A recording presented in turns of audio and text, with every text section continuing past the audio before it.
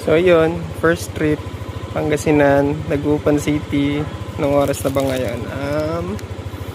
3:09. First time lang din. Good luck sa atin. And Max Turbo Turbones 5:07. Hindi na tayo sa Pampanga. So far, puno pa naman yung battery.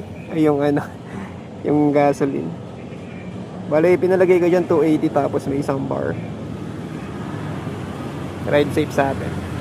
Time check 5:53. Angeles, Pampanga na tayo, guys.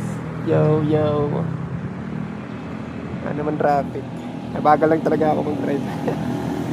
Time check 6:18. Nasa Tarlac na, guys.